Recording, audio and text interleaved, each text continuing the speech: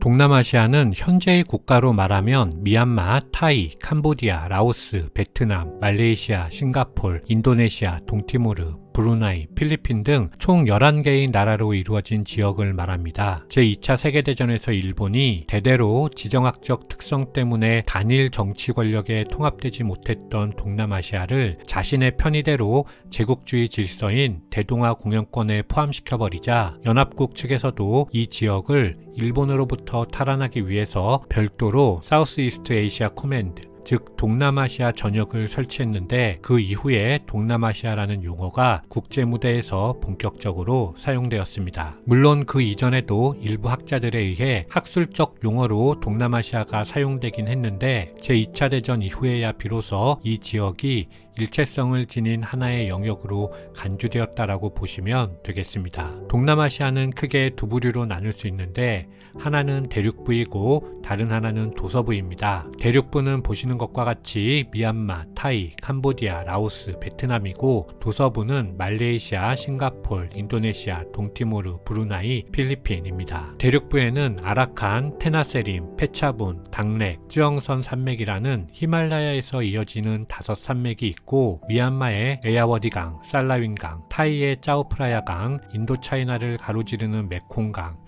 베트남의 홍강 등과 같은 큰 강들이 흐릅니다. 아울러 도서부도 말레이 반도를 비롯한 크고 작은 무수한 섬으로 이루어져 있습니다. 따라서 스리비자야나 앙코르와 같이 오늘날의 국가 경계를 뛰어넘은 광대한 왕조가 일시적으로 나타날 수는 있어도 대륙부와 도서부를 아우르는 강력한 통일제국은 형성된 적이 없었습니다. 이런 특성이 18, 19세기 제국주의 시대에도 이어져서 서구 열강의 지배도 서로 다른 국가들의 의한 통치가 이루어졌습니다. 미얀마, 말레이시아, 싱가폴, 브루나이는 영국이, 베트남, 캄보디아, 라오스는 프랑스가, 인도네시아는 네덜란드, 동티모르는 포르투갈, 필리핀은 처음에는 스페인에서 나중에는 미국이 지배했습니다. 물론 지금은 동티모르를 제외한 10개국이 아세안, 즉 동남아시아 국가연합 가맹국으로 결속을 다지고 있는데 이것은 1990년대에 이르러서야 비로소 본격화된 것입니다. 따라서 유럽연합이 로마라는 단일 뿌리가 있는 것에 비하면 아세안은 그 결속력을 다질 공통점이 비교적 약하다고 할 수 있겠습니다. 게다가 동남아시아는 종교적으로 볼 때도 다양합니다. 미얀마, 타이, 캄보디아, 라오스가 상자부 불교, 베트남이 대승불교, 싱가포르가 대승불교 도교, 말레이시아, 인도네시아, 브루나이는 이슬람교, 필리핀, 동티모르는 가톨릭이 우세합니다. 아울러 인종적으로 볼 때 대부분은 남방계 몽골로이드이지만 언어적으로는 더욱 다양해서 오스트로네시아어족, 오스트로아시아어족, 중국 티베트어족, 타이까다이 어족 등이 있습니다. 역사적으로 볼 때 다양한 종교는 동일 문명에서의 발전을 저해한 요소로 작용한 적이 많았고 동일 문명권에서 다양한 국가의 존재는 경쟁적 발전 요소로 작용한 적이 많았기 때문에 그런 측면에서 보면 동남아시아는 가능성과 불안 요소가 공존하는 지역이라 하겠습니다.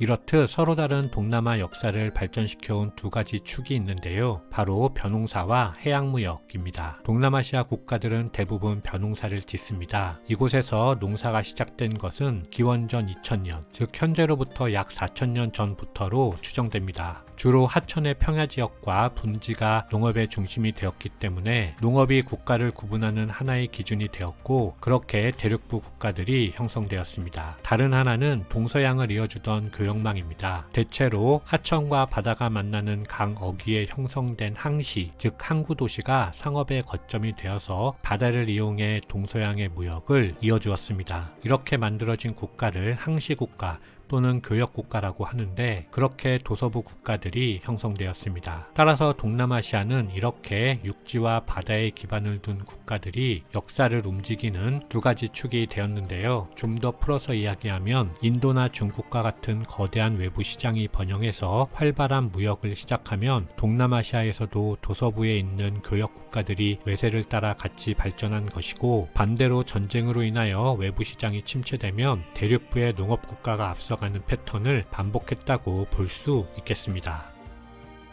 기원전 2000년대 현재의 베트남 북부에 풍웅우엔 문화로 불리는 신석기 문화가 출현하였고 기원전 1500년경부터는 청동기를 사용하기 시작했습니다. 이런 기반 위에 기원전 500년경 은남지역에 동고를 받아들인 청동기 문화인 동선 문화가 성립해서 남쪽으로 퍼지기 시작했습니다. 그리고 기원전 2세기에는 한 무제가 군대를 보내서 오늘날의 광저우에서 베트남 북부를 지배하던 남어를 멸망시켰습니다. 따라서 이때부터 베트남 북부는 중국식 교육 제도와 한자, 유교 등 중국 문화의 영향을 받아서 발전하였습니다. 한편 과거의 역사학계에서는 동남아시아의 초기 국가 형성에 중국 이외에 인도 문명도 영향을 주었다는 주장이 설득력을 가지고 있었습니다. 인도의 영향으로 오늘날의 캄보디아에서 베트남에 걸친 메콩강 하류 유역에 1세기부터 7세기까지 푸난이라는 국가가 있었다는 것인데요. 하지만 현재 푸난은 인도의 영향이 아니라 독자적인 움직임으로 발생한 국가라는 주장이 힘을 얻고 있는 실정입니다. 여기서 잠깐 말이 나온 김에 동남아시아 대륙부의 젖줄과도 같은 메콩강이 어디서 발원해서 어떤 국가들을 지나 바다로 흐르는지 간략히 보고 가도록 하겠습니다. 메콩강은 보시는 것처럼 중국의 티베트에서 발원해서 미얀마, 라오스, 타이, 캄보디아, 베트남을 거쳐 남중국해로 흐르는 동남아시아 대륙부의 메인 강입니다. 메콩강뿐만 아니라 아시아의 큰 강들은 대부분 지대가 높은 티베트에서 발원한다고 보시면 되는데요. 하지만 티베트의 강 상류를 지나서 라오스를 지나는 중류가 되어야 강의 유량이 많아지고 계곡도 넓어지기 때문에 중류부터 비로소 교통로로 이용할 수가 있었습니다. 그리고 베트남의 메콩강 하구가 되어야 퇴적 지형인 삼각주가 펼쳐져서 대규모 벼농사를 할 수 있었다는 점도 같이 기억해 두시면 좋겠습니다. 한편 2세기 말에는 중국 자료에 의해 이무비라 불렸던 국가가 한 제국으로부터 독립하였고 4세기 말 이후에는 중국이 위진남북조의 혼란기를 겪자 중국 대신 인도의 영향을 받아 인도화가 진행되어서 국가 이름을 참파라 하였고 중국 측도 이때부터는 이무비 아니라 환왕, 점성이라 불렀습니다. 7세기는 동남아시아 역사의 전환점입니다. 중국에서 당제국이 성립해서 동남아에 거대한 무역시장이 출현했기 때문인데요. 그 영향으로 멀게는 물라카 해협을 장악하고 무역으로 번성한 스리위자야 왕조가 출현한 것이고 가까이에서는 베트남이 당제국의 직접적인 영향을 받으며 발전하였습니다. 당나라는 679년 지금의 하노이에 안남도호부를 설치하였고 이후 이곳을 안남이라 불렀는데 시간이 흘러 5대 19개 혼란을 겪는 사이에 안남이 독립하여 잠깐의 래 왕조 시기를 거쳐서 1009년에 국호를 다이비엣 즉 대월이라 부른 리 왕조가 성립하였습니다. 리 왕조는 장자 왕위 계승, 과거제 등 중국적 체제를 받아들이며 1225년까지 200년이 넘도록 이어진 베트남 최초의 장기 왕조이지요. 장수한 리 왕조의 영향으로 이후 베트남 왕조들은 1804년까지 계속해서 다이비엣이라는 국호를 사용했습니다. 1804년 이후에야 비로소 사용한 국호가 바로 비에트남입니다. 리 왕조 이후에 성립한 왕조는 1225년 성립한 쩐 왕조로 쩐 왕조는 몽골의 침입을 당하였는데 여기서 왕족인 쩐응다오가 몽골군을 물리치면서 아직까지도 민족의 영웅으로 추앙받고 있다는 점도 같이 알아두시면 좋겠습니다. 쩐 왕조는 1400년 명나라 영락제에 의해서 멸망당하였습니다. 한편 802년 자야바르만 2세가 캄보디아의 앙코르 지방에서 즉위하고 4세기 중엽까지 앙코르 지방에서 지속되었던 왕조를 앙코르 왕조 또는 크메르 왕조라고 부릅니다. 자야바르만 7세 시기가 영토적 전성기로 북쪽으로는 오늘날 라오스 중부, 서쪽으로는 중부 타이부터 말레이 반도에 이르렀고 동쪽으로는 일시적이지만 참파를 병합하기도 했습니다. 앙코르 왕조는 14세기 중엽 이후 사야민의 아유타야 왕조의 공격으로 쇠퇴하여 15세기 앙코르의 도성을 포기하면서 멸망하였습니다. 참고로 우리에게 잘 알려진 앙코르와트가 바로 앙코르 왕조 시대인 12세기에 지어진 것인데 이 당시까지만 해도 동남아시아에서의 왕권은 혈통보다는 투쟁의 결과물이었기 때문에 이전 왕보다 뛰어난 건조물을 지어야만 백성들을 복속할 수 있었고 그런 환경이 앙코르 왕조의 거대한 건축물들을 역사를 출현시킨 이유라 하겠습니다. 한편 중세 동남아 국가들은 7세기에 성립한 이슬람의 영향을 받아 번성하기도 했습니다. 특히 8세기에 아바스 왕조가 중앙아시아를 거의 정복한 후에는 무슬림 상인들이 인도양에서 남중국해에 걸쳐서 광범위하게 활동함에 따라 중국의 정크선과 이슬람의 다우선이 인도네시아 항구에서 만나 이곳이 교역의 중심지가 되며 동남아시아는 10세기 이후 큰 발전을 이룰 수 있었습니다. 예를 들어 이 시기 인도네시아 끄디리에서 10세기 전반 신독 왕으로부터 13세기 끄르따자야 왕까지 존재했던 끄디리 왕조는 특히 남송이 성립한 12세기부터 이슬람 상인 없이 중국 상인과 직접적인 조공무역이나 민간교역을 통해서 발전했습니다. 당연히 당시 끄디리 왕조의 주요 수출품은 정향, 육두구, 백단향 등 향신료였죠. 끄디리 왕조는 1222년 멸망하였고 이후에는 싱하사리 왕조가 성립하였는데요. 싱하사리 왕조는 자바섬 이북으로 세력 확장 정책을 추진하였기 때문에 원나라 쿠빌라이 대칸과 마찰을 빚었고 1289년 싱하사리에 왔던 원나라 사신의 귀와 코를 자르는 형벌을 내린 후 돌려보냄으로써 1292년 쿠빌라이의 침공을 초래하였습니다. 하지만 이 혼란을 극복하고 1293년 마자바잇 왕국이 수립된 것인데 이 마자바잇 왕국이 오늘날 인도네시아의 원형으로서 중요하게 평가받고 있습니다. 15세기부터 17세기까지는 명나라가 정화를 통해 적극적인 외교 정책을 취하면서 아울러 유럽에서는 대항해 시대가 시작되면서 동남아시아가 큰 발전을 이루었습니다. 이제 후추와 같은 향신료는 더 이상 왕족과 귀족만의 전유물이 아니라 좀 더 광범위한 사람들이 즐길 수 있는 상품이 되었습니다. 이 시기에 번영한 국가로는 베트남의 레왕조, 사얌의 아유타야 왕조, 자바의 마자바잇 왕국 등이 있고 특히 명예 후광을 등에 업고 근대 동남아시아의 상징적 국가가 된 물라카 왕국이 크게 번성하였습니다. 하지만 명나라가 영락제 이후 세국 정책으로 돌아서면서 기존의 왕조들은 대부분 쇠락하였고 그 대신에 아메리카 대륙의 은을 확보했던 유럽과 이와미 은강을 보유했던 일본이 동남아시아 교역의 주역으로 떠올랐습니다. 하지만 16세기 말부터는 명나라도 차츰 해금 정책을 완화하였고 그 결과 동남아시아의 해상교역 시대는 다시 전성기를 맞이하였습니다. 이때 버마에서 교역을 통해서 부를 쌓고 그 후 유럽의 군사력을 구매하여 강력한 세력이 된 따옹우 왕조가 등장하였습니다. 이와 동시에 타이 중앙부에서는 아유타야 왕조도 다시 발전하였습니다. 아유타야 왕조는 400년이 넘게 지속된 왕조로 타이에서는 가장 오랜 역사를 가지는 국가입니다. 아유타야 왕조와 따옹우 왕조 사이에서는 유럽의 백년 전쟁에 비견되는 치열했던 영역 다툼이 있었고 그 결과 아유타야 왕조는 18세기 후반 꼼바움 왕조의 공격으로 멸망하였습니다. 동남아에 최초로 진출한 유럽 국가는 16세기에 향신료를 구하기 위해서 희망봉을 돌아 인도 서부 고아의 거점을 구축했던 포르투갈입니다. 그들은 1511년 향신료의 집산지 물라카 해협을 장악하고 중국의 마카오, 일본의 히라도에 이르는 해양 네트워크를 구축하였습니다. 특히 포르투갈은 중국이 해금 정책을 통해 중국과 일본의 직접 교역을 막자 그 틈을 이용해서 마카오에서 중국산 생사를 일본의 히라도에 가지고 가서 은과 바꾸면서 큰 부를 축적하였습니다. 하지만 16세기 후반부터 포르투갈은 새롭게 해상 강국으로 떠오르던 네덜란드와 영국에게 무역의 거점을 빼앗기면서 많은 사람들이 현지화되었습니다. 다음으로 스페인은 포르투갈과의 토르데시아스 조약에 따라 동쪽으로 직접 항해하지 못하고 서쪽의 아메리카를 돌아 필리핀에 도착했습니다. 1571년 필리핀 초대 총독 레가스피가 마닐라를 점령하고 그곳에 펠리페 2세의 이름을 딴 스페인령 필리핀을 건설하였는데요. 스페인은 중국의 아메리카의 은을 건네고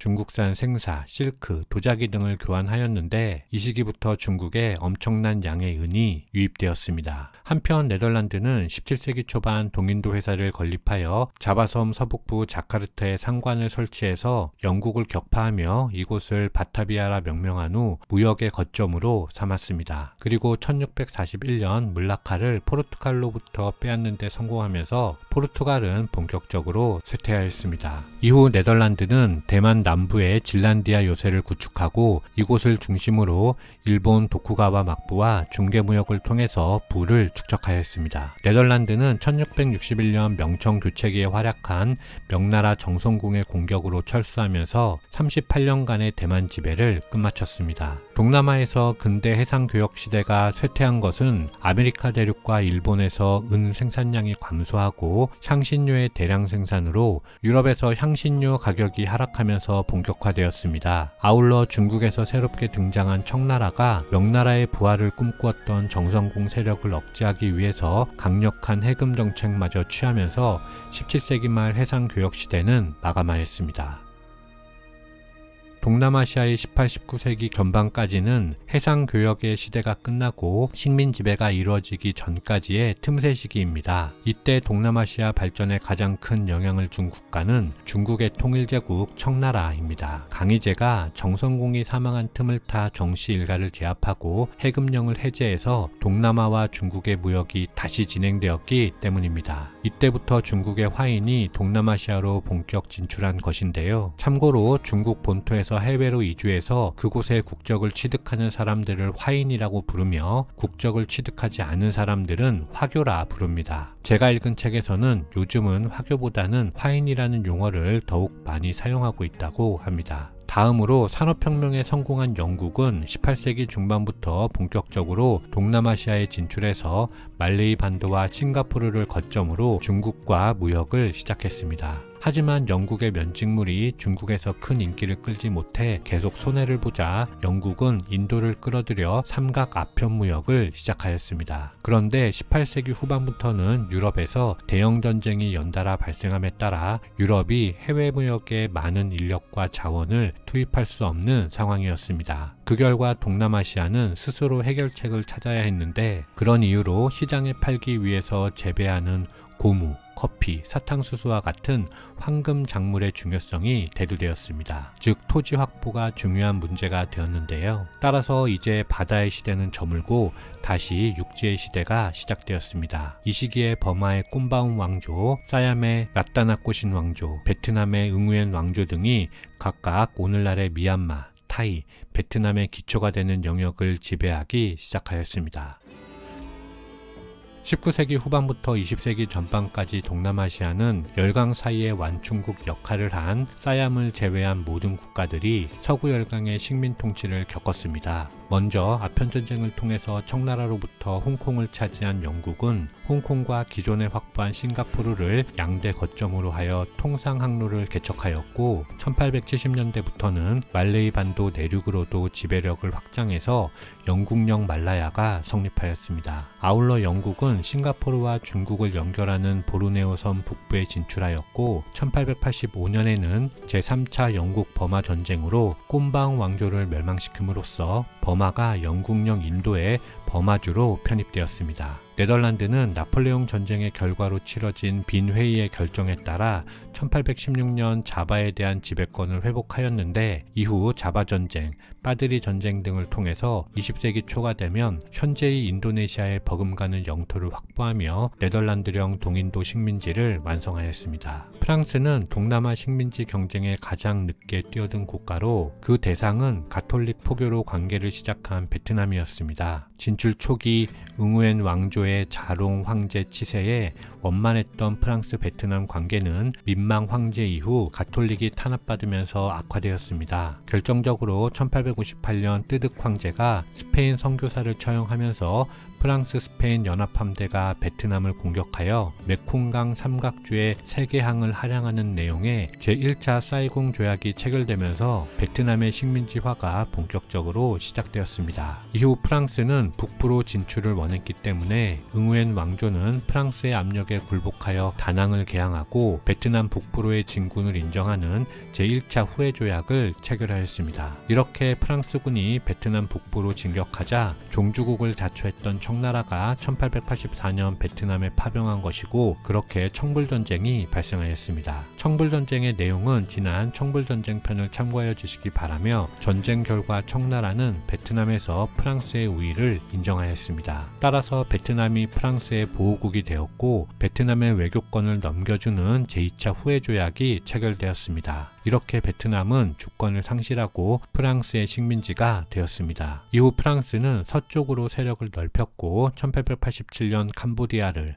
1889년에는 라오스를 추가하여 프랑스령 인도차이나를 완성하였습니다. 프랑스령 인도차이나는 역사적으로 두 가지 의미가 있습니다. 하나는 전통적으로 중국의 책봉 체제에 포함되어 있던 베트남이 이제는 서구 열강의 제국주의에 포함되었다는 점입니다. 다른 하나는 베트남과 캄보디아, 라오스 등 3국은 전통적으로 통일 권력을 경험한 적이 없었을 뿐만 아니라 베트남은 중국의 영향을 받았지만 캄보디아와 라오스는 인도의 영향을 받은 국가들로 문명적으로 이질적인 국가들이 하나의 지배틀 안으로 들어갔다는 점입니다. 그 과정에서 고립된 베트남이 특히 많은 피해를 받았죠. 한편 스페인 지배하에 있던 필리핀은 1898년 쿠바 독립 문제로 발생한 미국 스페인 전쟁에서 4개월간의 전쟁 끝에 패배하며 필리핀을 미국에 넘겨주었습니다. 오직 사이안만이 영국과 프랑스의 완충지대가 될 수 있었던 지정학적 이점에 힘입어 동남아시아에서 유일하게 독립국가를 보존할 수 있었습니다. 제1차 세계대전 시기의 동남아시아는 서양 열강으로부터 아무런 대가 없이 전쟁 협력을 요구받았습니다. 하지만 제1차 세계대전 이후 미국에 의해서 민족 자결 원칙이 제시됨에 따라 동남아시아에서도 민족주의가 등장하였고 각 지역에서 공산당도 일정 정도 세력을 형성하였습니다. 공산당이 등장할 수 있었던 원인은 민족 자결 원칙이 패전국 독일의 식민지에만 해당하고 아시아나 아프리카의 식민지에는 적용되지 않았던 모순과 오직 소련만이 식민지 해방운동에 일관되게 지원했기 때문입니다. 이 시기 공산당은 모두 소련에서 창립한 공산주의 연합인 코민테른의 지부로서 역할을 했는데 말라야 공산당, 사이암 공산당, 인도차이나 공산당, 필리핀 공산당 등이 모두 코민테른의 생각에 따르는 공산당들이라 하겠습니다. 위에 나열된 공산당들이 이후 동남아시아 민족운동의 중요한 축으로서 역할을 하였습니다. 제1차 세계대전이 있은 얼마 후 제2차 세계대전이 다시 발생하였고 이번에도 제국주의 열강은 동남아에서 병력을 차출하려 하였습니다. 하지만 아무런 저항 없이 동원되었던 1차와 달리 민족 자결의 원리를 경험한 제2차 세계대전에서는 독립의 약속 없이 전쟁에 참여하려는 국가가 없었습니다. 따라서 제2차 세계대전은 동남아 국가들에게는 민족 해방전쟁이라는 특별한 성격을 가지는 전쟁이지요. 당시 동남아시아 지식인들에게는 세 가지 갈림길이 있었습니다. 하나는 반파시즘 진영에 속했던 열강들에게 전쟁을 도와주고 그 과정에서 자신의 지위를 높이는 길로 공산당들은 대부분 이 노선을 견제하였습니다. 반면 서양 열강에 투쟁하면서 전쟁을 도발하는 일본 파시즘 세력과 손잡는 길도 있었는데 상당수의 민족주의자들이 이 노선을 선택하였습니다. 마지막은 파시즘 세력에게도 협력하지 않고 반파시즘 진영에게도 협력하지 않는 것이었는데 인도의 국민회의파가 선택한 것이 이 길이었습니다. 하지만 겉으로 보기에는 각자 노선의 차이가 있어도 결국 모두 민족 독립이라는 동일한 목표를 향한 방법의 차이였을 뿐이었지요. 따라서 제2차 세계대전은 동남아시아 국가들에게 독립을 향해 나아갔다는 점과 동시에 지역적 결속도 본격적으로 이루어졌다는 점에서 국제 정치상으로도 큰 의미를 가진다고 하겠습니다. 원래 일본은 조선을 침략한 후에 만주와 중국 대륙으로 진출하는 것을 군사 전략의 기본으로 채택하였지만 1931년 만주사변, 1937년 중일전쟁으로 국제적 고립이 심해지면서 목표를 이룰 수 없었습니다. 그러자 일본은 유럽과 미국이 대공황의 여파로 동남아에 많은 병력을 유지할 수 없었던 틈을 이용해서 석유 등 중요 물자를 생산하는 동남아시아를 중국 대신 진출할 대안으로 선택하였습니다. 최초의 진군 지역은 인도차이나 반도로 일본은 1940년부터 41년에 걸쳐 이곳에 군대를 주둔시켰습니다. 이에 미국과 영국이 강력히 반발하며 일본의 자산을 동결하고 대일본 석유 수출을 금지시켰습니다. 그러자 일본에서 일미조기 개전론이 대두되면서 아시아 태평양 전쟁이 시작되었습니다. 1941년 12월 육군 남반군이 작전을 시작한 이래 1942년 1월에 마닐라, 2월에는 영국의 거점 싱가포르, 3월에는 버마 양곤과 자바를 점령하는 등 일본은 동남아 요충지를 함락하는 데 성공하였습니다. 하지만 중일전쟁이 계속되는 상황에서 아시아 태평양 전쟁을 시작했기 때문에 대규모 병력을 동남아시아에 파견할 수 없는 한계에 봉착했습니다. 따라서 일본은 대중에게 영향력을 행사할 수 있는 동남아시아 지식인들, 특히 그 중에서도 민족주의자들의 협조를 끌어내서 해방군으로서 동남아의 병력을 이용하려 했습니다. 그 일환으로 1943년 버마와 필리핀에 독립을 부여했고 소위 대동아 공영권 대표들을 도쿄에 모아 대동아 회의를 열어 1945년까지 인도차이나 3개국과 인도네시아를 독립하기로 결정하였습니다. 하지만 이것은 일본의 필요에 의해 부여했던 독립이었기 때문에 동남아시아의 민족주의자들은 이 독립을 불완전한 독립으로 생각했습니다. 동남아시아 민족주의자들 중에서 제일 먼저 일본을 이용한 독립을 버리고 자력으로 독립을 쟁취하고자 노력한 국가는 인도네시아와 버마입니다. 이 과정에서 중요한 역할을 한 인물이 바로 인도네시아의 수카르노와 버마의 아웅산인데요. 제2차 세계대전이란 비극을 통해 유럽이 초토화되었지만 네덜란드는 인도네시아에 대한 식민 지배를 포기할 생각이 없었습니다. 따라서 일본 패전 후 인도네시아는 수카르노의 지휘하에 네덜란드와 4년에 걸친 독립전쟁을 펼친 끝에 독립하였습니다. 한편 영국으로부터 명목상 자치권을 받은 버마는 태평양 전쟁으로 인해서 양곤이 점령되며 일본의 군정을 받았습니다. 하지만 그 과정에서 일본이 해방군의 역할을 전혀 하지 않자 아웅산 등 급진파 민족주의자들이 반일 활동에 가담하였는데 일본이 패망하자 아웅산이 이끈 애국 버마군이 영국군과 함께 양곤에 입성하였고 1948년 영국의 승인을 받아 버마 연방으로 독립하였습니다. 다음으로 처음부터 일본군을 해방군으로 생각할 이유가 없었던 국가도 있었습니다. 1935년 미국으로부터 독립 과도 정부를 인정받았던 필리핀과 원래부터 독립국이었던 타이인데요. 필리핀은 1946년 미국의 승인하에 독립하였고 미국의 영향으로 1950년대에 싱가포르를 제외하면 동남아에서 산업화가 가장 발달한 나라가 되었습니다. 타이는 1947년 11월 육군 원수 피분 송크람이 동료 파오 시아논, 사리 타나랍과 함께 쿠데타를 일으켜 정권을 장악했습니다. 하지만 사리 타나랍 장군이 다시 쿠데타를 일으켜 피분 송크람 정권을 무너뜨리고 1958년 수상에 취임하였습니다. 그리고 그는 의회 민주주의를 배제하고 민족, 불교, 국왕으로 이루어진 독재 체제를 구축했습니다. 그 이후 타이에서는 중간에 약 3년간의 문민 정부를 제외하고 1988년까지 40년 넘게 군사정권이 이어졌습니다. 마지막으로 말레이시아와 싱가포르는 다양하게 존재하는 민족을 어떻게 융합할 것인지가 문제였습니다. 대표적인 해상무역 루트였던 말라야 지방에는 말레이인 뿐만 아니라 다수의 화인과 인도인 등 비말레이계도 많이 살았기 때문인데요. 그 중에서도 특히 싱가포르에는 화인이 말라야인보다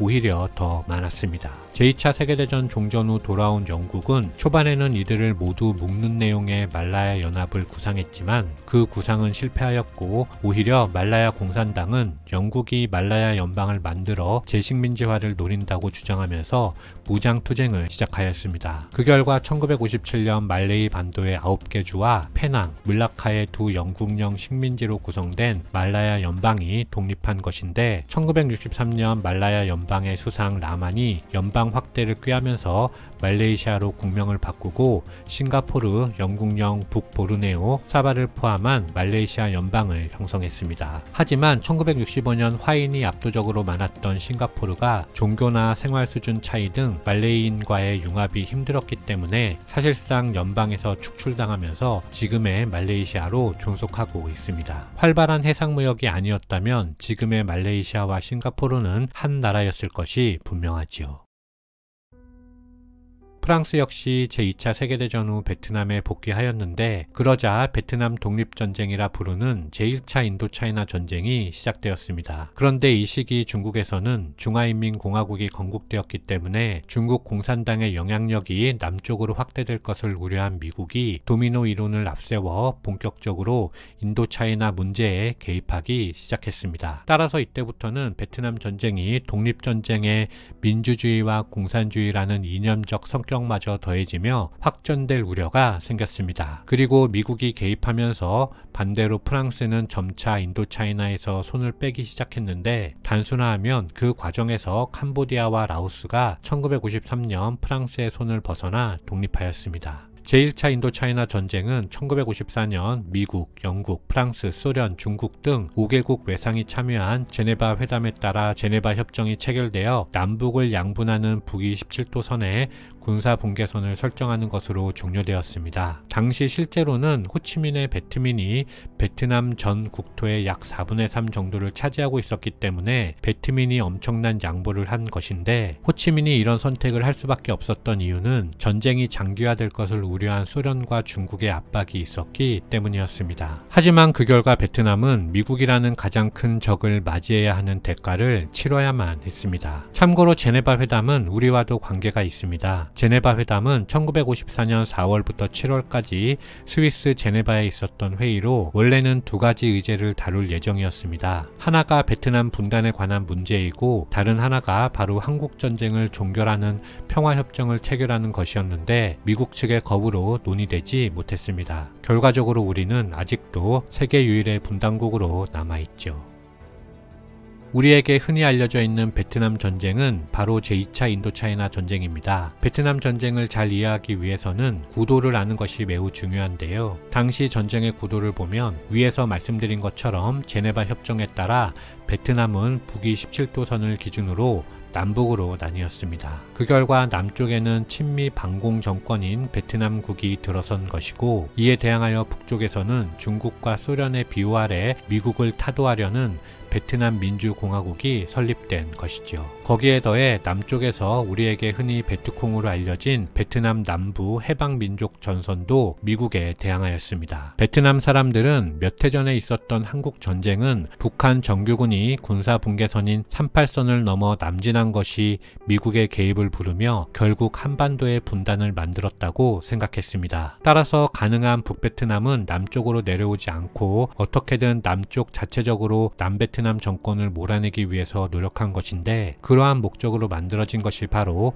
NLF인 것이지요. 하지만 이런 구도 하에서 통일이 이루어지지 않자 드디어 1963년 12월 북베트남 정규군을 파견하여 남베트남 정권을 몰아내야 한다는 강경파의 주장이 힘을 얻게 되었습니다. 한편 이 시기는 케네디 대통령이 암살당하여 존슨 대통령이 취임한 시기였는데 존슨 대통령 역시 남베트남 반란의 근원이라 할 북베트남을 공격할 것인지 말 것인지에 대한 결정을 내려야만 했습니다. 그 과정에서 존슨 대통령은 공격을 선택했고 그렇게 1964년 8월 통킹만 사건을 거쳐 이듬해 2월부터 북베트남에 대한 폭격을 개시한 것이고 3월에는 남베트남에 대한 지상군 전투부대를 투입한 것입니다. 이에 북베트남 역시 남베트남에 대규모 부대를 투입하면서 베트남 전쟁은 최악의 시나리오로 빨려 들어가고 말았습니다. 다만 위에서 말씀드린 바와 같이 베트남 전쟁은 독립전쟁에서 이미 이념전쟁으로 확전되었기 때문에 제3차 세계대전으로 비화될 가능성도 충분히 있었습니다. 그런데 자유주의 미국뿐만 아니라 공산주의 소련과 중국도 또다시 세계대전으로 확대되는 것은 큰 부담이었습니다. 따라서 베트남 전쟁의 범위가 인도차이나로 그 중에서도 특히 지상전은 남베트남만으로 한정되어 펼쳐진 것인데요. 하지만 문제는 세계대전으로 비화시키지 않겠다는 강대국 사이의 이런 암묵적 합의가 전쟁은 비록 국지전으로 한정시켰을지 몰라도 오히려 전쟁의 강도는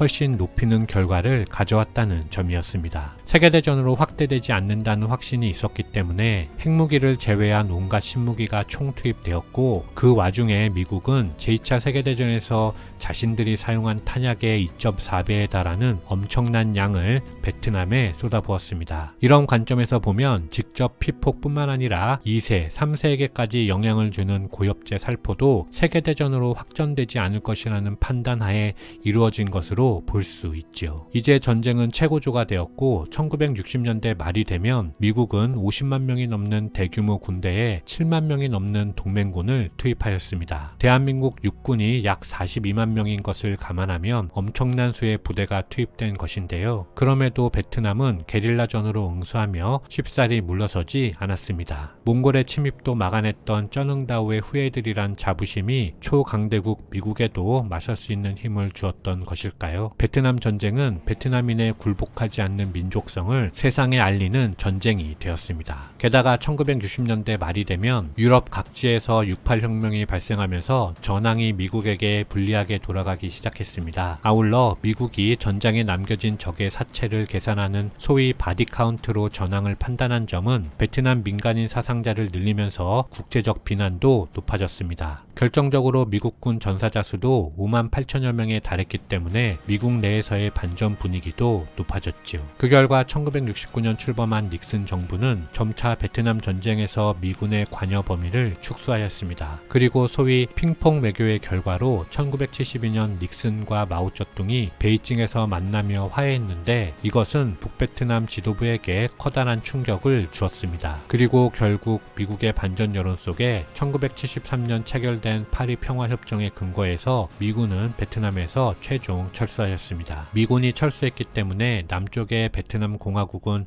1975년 곧장 무너졌고 1976년 베트남 사회주의 공화국이 건국된 것이죠.